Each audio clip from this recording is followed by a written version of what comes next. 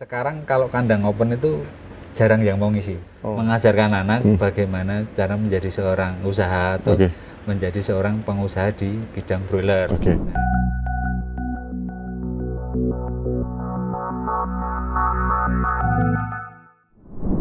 Hai Farmers, ketemu lagi di AgriStream TV di AgriTalk. Kita hari ini berkunjung ke daerah Sleman, bertemu dengan peternak broiler dengan Mas Ari ya Mas. Siap. Nah mungkin kita akan bertanya-tanya terkait peternakan broiler di wilayah Sleman ini, salah satunya mungkin dengan Mas Ari. Kondisinya seperti apa ya? Kita lihat saja langsung, tanya ya. Mas Ari, gimana kabar Mas? Alhamdulillah sehat. Silakan Mas, dijelaskan nama lengkapnya dan di daerah mana nih Mas tepatnya nih kandangnya ini? Ya nama saya Ari Wijiantoro. Lokasi kandang itu di Dusun Kuncen, Kelurahan Girikerto, Kecamatan Turi, Kabupaten Sleman. Mas Ari ini sudah menjadi peternak broiler berapa lama nih Mas? Saya sudah 4 tahun lebih. Sebelumnya boleh tahu di mana nih Mas? Sebelumnya saya bekerja di salah satu bank BUMN sebagai security. Nah, apa alasan Mas Ari pindah ke profesi menjadi peternak broiler nih Mas? Yang pertama karena saya sudah terlalu lama sebagai pekerja. Yang kedua saya ingin lepas dari yang namanya ikatan dinas atau jam kerja. Jadi saya memutuskan untuk beralih ke sebagai pengusaha dan jatuhnya ke ayam broiler. Dari situ saya bangun kandang. Bangun kandang pertama itu baru kandang yang paling selatan. Paling selatan itu populasinya 8.000. Alhamdulillah 1,5 tahun kemudian saya bisa bikin kandang yang B. Dan ini tahun keempat saya sudah memiliki 3 kandang dengan populasi 24.000. Nah Mas Ari kan dari seorang security ya, keamanan, dan sekarang menjadi seorang peternak. Sebenarnya itu belajarnya beternak bagaimana? Apakah sudah punya dasar sendiri atau secara otodidak nih belajarnya Mas? Ya, kita belajar otodidak Mas. Saya menyamakan bahwa yang bernyawa itu butuh hidup. Kita kembalikan ke manusia, butuh makan, butuh minum, butuh vitamin, butuh obat. Nah, kita terapkan ke ayam. Cuman bedanya ayam itu kalau broiler kan ayam manja. Kita kasih pakan, kadang belum mau makan, tapi harus kita bangunin dulu. Nah, penerapannya seperti itu di dalam kandang atau di manajemen kandang. Ya. Terus langkah-langkahnya itu dulu ya namanya periode pertama saya belajar dulu dari punya kandang populasi 8.000, kita isi 4.000 dulu belajar. Alhamdulillah dari chicken sampai panen dan hasilnya juga lumayan. Akhirnya saya putuskan untuk kandangnya diisi lantai atas dan bawah. Nah, mulai dari situ saya semakin yakin kalau usaha yang saya geluti ini insya Allah bagus untuk saya pribadi, keluarga, dan khususnya untuk anak istri. Nah, untuk yang umumnya itu untuk membuka lapangan kerja bagi warga sekitar yang mau bekerja sama. Yang kedua ya istilahnya menaikkan taraf hidup keluarga lah. Nah Mas Ari, saat ini sendiri Mas Ari populasinya berapa ya Mas? Populasinya ini sudah 24.000. Ya, sebenarnya kandang maksimal itu bisa 30.000. Tapi saya tidak mencari populasi, saya mencari istilahnya hasil. Hasil yang bagus itu yang kita cari. Kalau mencari populasi hasilnya tidak bagus, malah sama aja nanti hasilnya nggak maksimal. Nah, hasil yang bagus itu seperti apa sih Mas? Apakah dari segi bobot badan atau dari performa sendiri yang Mas Ari cari? Yang kita cari itu pertama itu ayamnya bagus. Dalam artian ayam bagus, ayam masuk sehat, nanti keluar pas panen sehat dengan depresinya minim atau di bawah standar dari kantor, yaitu di bawah 5%. Nah itu nanti akan menghasilkan istilahnya sisa labanya itu lebih banyak buat kita. Berarti Mas Ari sekarang menjadi peternak peternak mitra ya Mas? Berarti pertama masuk langsung jadi peternak mitra atau peternak mandi dulu awalnya? Ya, pertama masuk langsung ke mitra kita. Ya, ke mitra dengan salah satu PT di Jogja ini. Nah, sampai sekarang pun saya masih menjadi mitra. Nah sebenarnya Mas Ari nih, bermitra ini apa suatu jalan menjadi peternak broiler yang memang aman atau masih sebenarnya mandiri yang lebih bagus? dengan kondisi harga yang boleh kan fluktuatif nih Mas. Nah, bagaimana menurut Mas Ari? Kalau mitra itu atau kerjasama dengan PT itu lebih aman, karena yaitu tadi di pasaran harganya belum tentu, kadang tinggi, kadang rendah sekali. Nah itu nanti kalau pas jatuh di harga rendah kita yang repot kalau mandiri. Nah kalau bekerja sama kan mau harga berapapun kita udah terikat dengan kontrak, bahkan harga kalau lebih tinggi kita mendapatkan bonus dan selisih harga pasar. Nah, Mas Ari kalau untuk performa sendiri berapa tadi? Apakah IP-nya di kisaran berapa? Ini kan semi close house ya coba? Ya semi close house. Ya kandang ini semi close house untuk di IP-nya kita kemarin dapat 410 dengan FCR-nya 1,5. Itu sudah salah satu performa yang lumayan bagus untuk saya pribadi. Tapi ya kita akan coba kembangkan lagi, istilahnya kita maksimalkan lagi. Seberapa sih kemampuan saya untuk mendapatkan IP atau mendapatkan hasil yang lebih bagus itu, kita selalu istilahnya mencari setelan yang paling bagus. Untuk setelan standar kita udah pakem setelan seperti itu, cuman kita kondisional dengan suhu atau cuaca. Nah, kalau cuacanya pas bagus ya otomatis mengikuti, tapi kalau cuaca sering hujan, mendung, panas, nah itu kita harus pintar-pintar ngatur ritme di kandang itu seperti apa.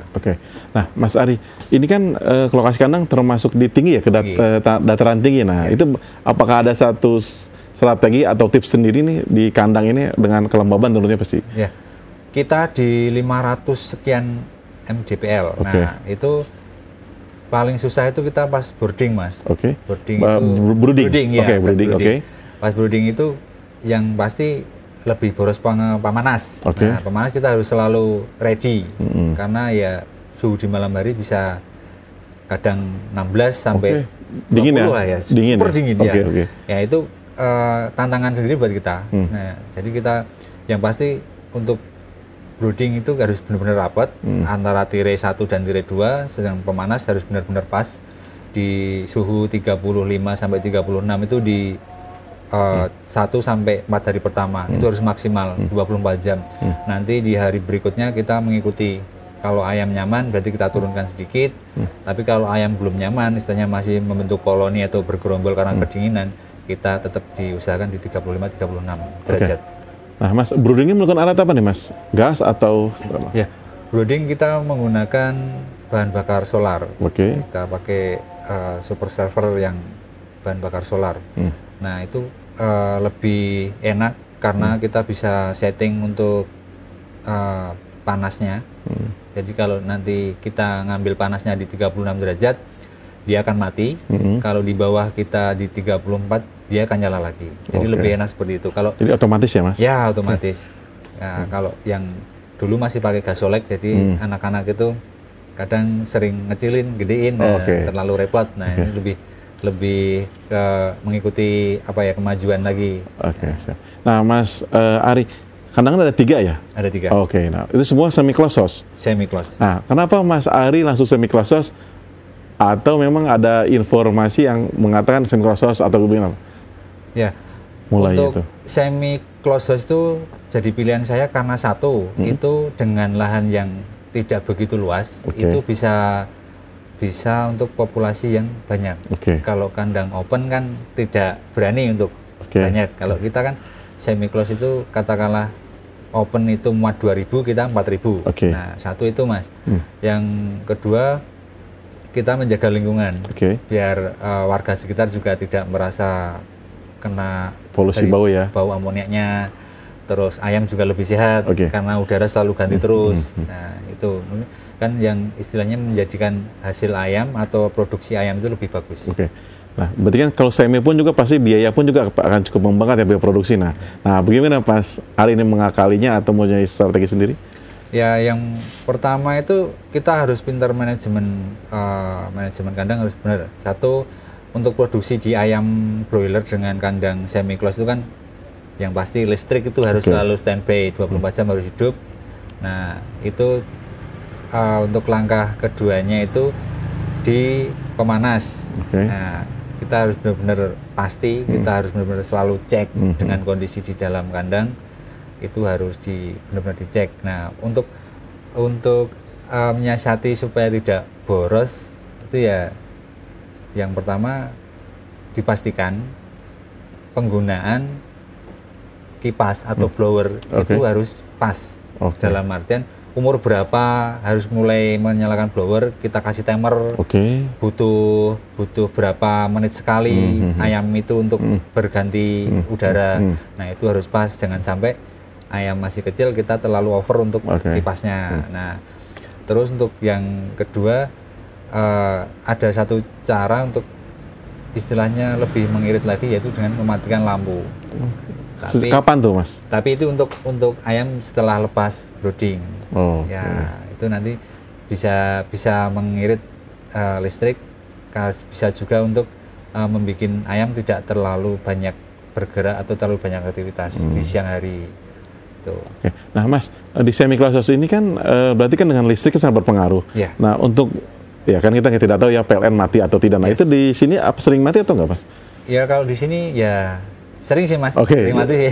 Apalagi kalau pas musim hujan, nah itu sering mati. Nah, berarti apa tuh solusinya? Kita ada genset, Mas. Genset. Kita ada 3 kandang. Per kandang itu ada 1 genset. Siap. Meskipun 1 genset itu bisa mengcover 2, tapi saya lebih nyaman setiap kandang ada 1 genset. Ibaratnya buat cadangan lah. Kalau kandang A gensetnya trouble, bisa di cover dengan kandang B. Gitu. Siap. Nih Mas Ari, nah selama 4 tahun ini menurut Mas Ari gimana nih menjadi peternak broiler? Apakah menjadi suatu prospek yang cerah ke depannya atau seperti apa? Ya, untuk kandang semi close ayam broiler itu untuk ke depan itu pasti lebih banyak yang ingin membuatnya, Mas. Dengan kalau bisa melihat dengan cara apa dan bagaimana penanganan di kandang dan hasilnya bagaimana, itu ke depan pasti lebih banyak yang bikin. Karena dari PT atau dari perusahaan inti, perusahaan intinya itu sekarang kalau kandang open itu jarang yang mau ngisi. Harus beralih ke kandang semi close atau kandang close house. Nah, Mas Ari nih kan semi nih, ada nggak arah ke depan ingin menjadi close house sendiri nih? Kalau ke depan, tapi bukan jangka pendek sih, Mas. Saya pengen punya kandang full close house. Pengen, cuman kan membutuhkan banyak biaya. Kita harus modalnya, Mas, modalnya dulu. Siap. Ya nabung-nabung dikit-dikit lah. Siap. Nanti rencana ke depan ya mulai dari kandang A dulu, atau kalau ada ya di tempat lain kita bikin yang langsung close. Ya masih ada lahan yang bisa dibikin kandang itu masih ada. Nah, Mas Ari, tadi infonya kan tadi salah satu pegawai kandangnya anak Mas Ari sendiri nih. Apakah sudah mulai memberikan tongkat estafet ke bawahnya atau persiapan seperti apa ini? Ya, ini saya punya anak cowok sudah selesai kuliah, selesai sekolah. Bukan untuk memberikan estafet ke anak itu belum, Mas. Belum. Kita baru mengajarkan anak bagaimana cara menjadi seorang usaha atau menjadi seorang pengusaha di bidang broiler. Nah, ya kita nggak tahu rezeki apa yang kita dapat di hari nanti kan. Siapa tahu nanti ada rezeki saya bikinkan sendiri, baju kelas sendiri. Nah, itu untuk anak saya. Jadi ya belajar tanggung jawab lah, biar tidak hanya taunya minta dan main. Gitu. Siap. Nah, Mas Ari, sebenarnya kan tadi kan menurut Mas Ari ini kan dari ke depan ya. Nah, dari segi harga sendiri nih, Bang Ari gimana? Di kontrak itu berapa sih emang kalau kontrak itu? Kalau kontrak itu dari mulai bobot ayam 0,9 atau 9 on sampai 1,2 itu harganya sekitar 21.000 per kilonya. Kalau untuk bobot panen? Bobot penjarangan. Bobot penjarangan, kecil. Kalau bobot besar di 2 kilo up itu Rp20.175. Nah, itu untuk kontrak itu akan tetap stabil atau ada koreksi atau evaluasi sendiri? Untuk kontraknya itu kita mengikuti Mas, harga pasar di luar juga ya. Kalau harganya naik, otomatis kontraknya juga ikut naik. Nah, kalau harganya turun, ada perubahan lagi. Sesuai dengan ini juga harga pakan dan lain-lain juga, Mas. Kita mengikuti itu. Nah, perubahan kontrak itu per satu siklus atau per? Enggak, Mas. Kalau yang selama ini, yang PT ini 6 bulan. Per 6 bulan, baru nanti ada koreksi, evaluasi, ditambah atau diturun gitu. Setiap PT ini itu kan beda-beda, Mas. Ada yang per periode, ada yang per 6 bulan, ada yang per 1 tahun, itu ada. Nah, Mas Aris ini selama 4 tahun ini sudah bermitra atau plasma atau tetap satu perusahaan atau sudah berapa perusahaan nih? Ini sudah perusahaan ketiga. Ya, mungkin ini yang lebih baik gitu ya. Ya bisa dibilang lebih baik, bisa dibilang ya karena ada suatu istilahnya alasan tertentu, Mas. Ya kadang ada PT yang ngisinya agak lama, sedangkan peternak juga harus istilahnya ABK harus tetap kerja bagaimana kan, kita harus ya sama-sama lah ya, kamu tetap ikut saya, nanti saya yang istilahnya ganti PT biar kamu tetap bisa ikut kerja sama saya. Nah Mas, kan harga ini kan terus fluktuatif ya, di broiler kondisinya bahkan banyak para peternak tuh yang tanda kutip berguguran karena tidak kuat geruntingan. Menurut Mas Aris sendiri nih, apa tips supaya peternak ini terutama di mitra ya bisa bertahan gitu? Kalau tip untuk bisa bertahan itu ya satu, Mas, manajemen kandang benar-benar diperhatikan. Karena nanti hasil dari panen itu yang menentukan masa depannya peternak. Nah, kalau peternak yang kurang fokus di kandang, itu ya pasti mereka akan dapatnya itu semakin lama semakin turun. Ya, karena dia kurang fokus di kandang. Bagaimanapun juga, meskipun punya ABK atau anak buah kandang atau pekerja, itu kalau yang punya tidak punya interaksi dengan ayam, itu saya yakin ayam nggak akan jadi. Kita harus tiap hari, tiap waktu, ya kita sempatkanlah bertemu dengan ayam-ayam yang ada yang kita pelihara ini. Meskipun cuma 10 menit lah ikut mantu di dalam, habis itu kita aktivitas yang lain boleh. Yang penting kita selalu menjaga interaksi yang punya kandang atau bosnya itu dengan si ayam, itu harus ada interaksi. Karena yuk, kalau saya orang Jawa sih mengikutilah, orang Jawa itu yang nanti membuat atau menghasilkan untuk kehidupan kamu, ya kamu harus fokus bertemu, berinteraksi, harus fokus di situ. Nah, kalau tidak fokus, hasilnya kita kurang, lama-kelamaan modal pun kita habis. Nah, seperti itu.